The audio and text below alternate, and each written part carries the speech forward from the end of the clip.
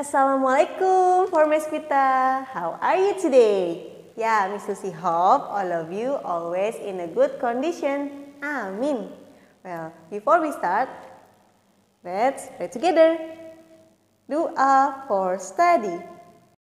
Rabbi zidni ilma warzuqni fahma. Good job.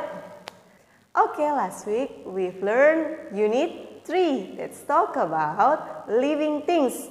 And we've learned what are the animals change. That is life cycle of animal.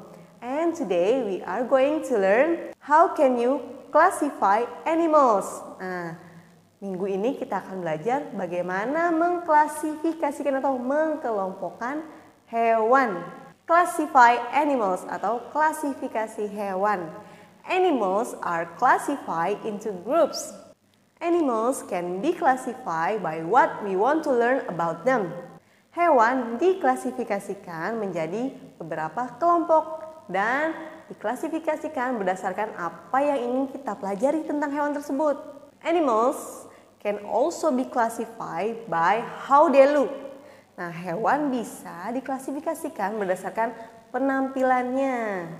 And also, how they trait can include an animal's behavior or physical characteristic. Bukan cuma tentang penampilannya saja yang bisa diklasifikasikan, tapi juga mencakup perilaku hewan dan ciri-ciri fisiknya. Animals can be also classified by where they live or how they act. Nah, hewan juga bisa diklasifikasikan berdasarkan tempat tinggalnya atau cara mereka bertindak atau berperilaku. For example, a group animals that can fly.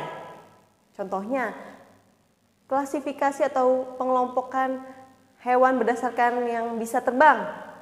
You can say eagle, owl, birds, and butterfly, and many others. Nah, contoh mengelompokkan hewan berdasarkan kemampuannya itu bisa terbang, ada juga burung elang, burung hantu, kupu-kupu, dan lain-lainnya yang bisa terbang. One main characteristic that usually used to classify the animals is based on the backbone. Nah, salah satu yang sering dilakukan yang dalam mengelompokkan hewan yaitu berdasarkan tulang belakang. An animal with a backbone is called a vertebrate. Nah, hewan yang memiliki tulang belakang disebut hewan vertebrata. For example, cat, bird, fish are vertebrate. Contohnya kucing, burung, dan juga ikan. Nah, mereka memiliki tulang belakang yaitu disebut hewan vertebrata. Vertebrates may look different, but they all have backbone and other bones. Nah, hewan vertebrata mungkin terlihat berbeda-beda, tapi semuanya memiliki tulang belakang atau tulang punggung dan tulang-tulang lainnya. Bones grow as the animals grow. Bones support the body, and these allow some vertebrates grow very big. Wow. Nah, tulang tumbuh seiring dengan pertumbuhan hewan. Nah, tulang belakang menopang tubuhnya dan memungkinkan beberapa hewan vertebrata tumbuh sangat besar. Contohnya, teman-teman tahu nggak apa? Ya, gajah bisa tumbuh sangat besar karena memiliki tulang belakang. Oke, let's learn about vertebrate classification. Yuk kita belajar macam-macam hewan vertebrata. The first is fish. You can see the picture. Ya, fish are vertebrates that live in water. Nah, ikan adalah hewan vertebrata yang hidup di air. Most fish have slippery scales. Nah, kebanyakan ikan memiliki sisik yang licin. And they breathe by gills. Bernapas menggunakan insang. And they lay eggs. Dan mereka bertelur. The next is amphibian. You can see the pictures. Nah, selanjutnya adalah hewan amfibi. Ya, amfibi have smooth and moist skin. Mereka memiliki kulit yang halus dan juga lembab. They hatch from eggs. Mereka menetas dari telur. For example, frog Salamander are amphibians. Contohnya adalah katak dan salamander itu adalah hewan amfibi. And most young amphibians live in water. Nah, kebanyakan amfibi yang masih muda hidup di air. They get oxygen through their gills. Mereka bernafas dan mendapatkan oksigen menggunakan insang dan kulitnya. And most amphibians develop lungs to breathe air when they out of water. Wow, kebanyakan amfibi mengembangkan paru-parunya untuk menghirup udara saat keluar dari air. The next is reptile. Snake, lizard, turtle, and crocodiles are reptile. Nah, contoh-contoh di sini adalah hewan reptil. Reptiles are cold-blooded vertebrates. Nah, hewan reptil yaitu adalah hewan yang berdarah dingin. Contohnya seperti ular dan buaya ya. They have dry and scaly skin. Mereka memiliki kulit yang kering dan juga bersisik. And they breathe air through lungs. And most reptiles lay eggs. Dan mereka bernafas menggunakan paru-paru. Kebanyakan reptil berkembang biak dengan cara bertelur. The next is bird. Selanjutnya adalah burung. Birds are warm-blooded vertebrates with feathers and bills. Nah, burung adalah hewan vertebrata dengan memiliki bulu dan juga paru. Feathers help birds stay warm, and wings and light bones help most birds fly.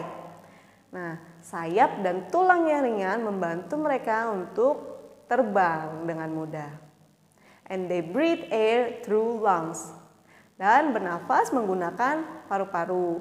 And all bird hatches from the eggs. Nah, semua burung berkembang biak dengan cara bertelur. And the last is mammals. Ya, mamalia. The vertebrates you probably know are the mammals. Ya, yang sering kita lihat itulah hewan mamalia. Contohnya yang kemarin kita pelajari ada kucing hutan. Mammals usually have hair that keep them warm. Dan biasanya hewan mamalia memiliki bulu agar tubuhnya tetap hangat. And mammals breathe through lungs and feed milk to their young.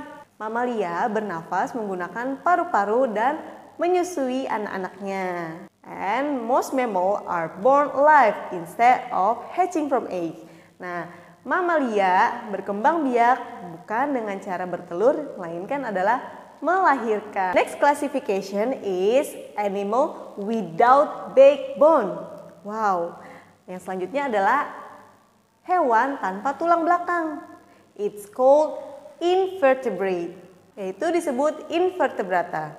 Most animals do not have bone or skeleton inside their body. Ada beberapa hewan yang tidak memiliki tulang belakang atau kerangka di dalam tubuh mereka.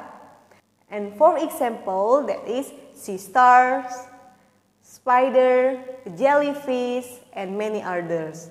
Nah, contohnya bintang laut, terus laba-laba dan juga ubur-ubur. Invertebrates have other structure to give them their shape. Nah, mereka memiliki struktur khusus agar tubuh mereka itu tetap terbentuk. And soft case filled with liquid that support worm and jellyfish. Nah, ternyata yang membentuk tubuh mereka itu adalah cairan.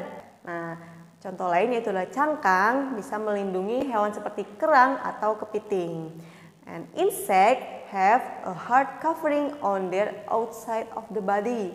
Nah, serangga juga memiliki penutup yang keras di bagian luar tubuhnya. And this kind of structure cannot support in very big animal like vertebrate. Nah, jenis struktur ini tidak bisa menopang tubuh yang besar seperti tubuh hewan vertebrata. And most invertebrata are smaller than vertebrates. Nah, kebanyakan hewan invertebrata itu lebih kecil daripada hewan vertebrata. Okay, let's see the group of invertebrates. Ayo kita lihat contoh dari hewan invertebrata. The first is sea jelly or jellyfish. Yang pertama adalah ubur-ubur. Jellyfish have soft body and long. Nah, ubur-ubur memiliki tubuh yang lembut dan panjang.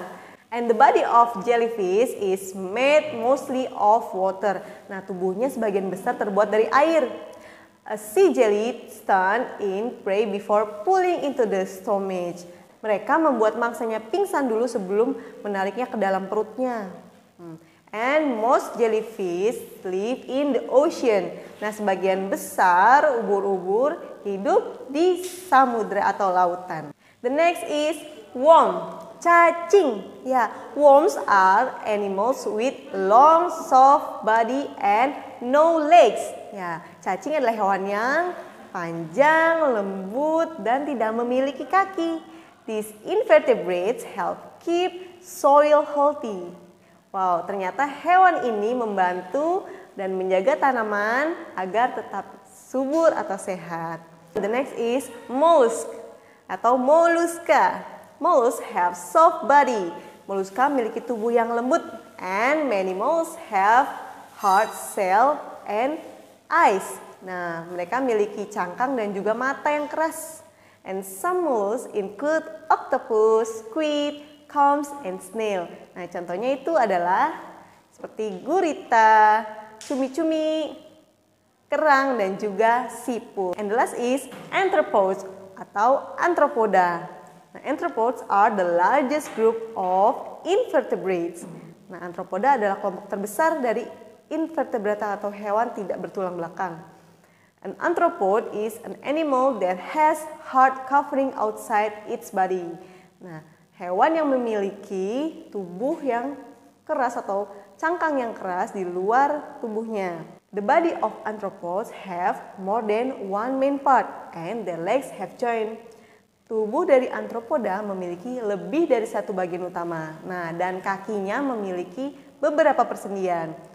For example is insect, serangga, like spider, crab is arthropod. Nah, seperti laba-laba dan juga kepiting. And the last is classification by animals birth. Klasifikasi berdasarkan cara melahirkan. The first is egg, yaitu bertelur. Many animals hatches from egg. For example, birds, fish, amphibians, reptiles, and many others. Nah, banyak hewan yang berasal dari telur atau berkembang biak dengan telur. Contohnya seperti burung, ikan, amfibi, dan juga beberapa reptil. Nah, the second is live birth, yaitu dengan cara melahirkan. Most mammals have live birth. Kebanyakan mamalia berkembang biak dengan cara melahirkan. This means that young animal is born instead of hatchings from the egg. Nah, berarti anak dari mamalia itu tidak berkembang biak dengan cara menetas dari telurnya. Nah, setelah siap, anak tersebut akan dilahirkan. Okay, that's all about our topic in Unit 3. Well, after this, don't forget to access your e-learning, check your homework, do and submit it before the due date. Okay, thank you so much for today. And before we end the class, let's sing together. Start from Pinky, Ringman, Towman. Let's count it. 1, 2, 3. 1, 2, 3. It's time to say goodbye. I'm so glad you come to class. 1, 2, 3. 1, 2, 3. Clap your hand with me. I'm so glad you came to class. 1, 2, 3. Okay, thank you very much. Wassalamualaikum warahmatullahi wabarakatuh.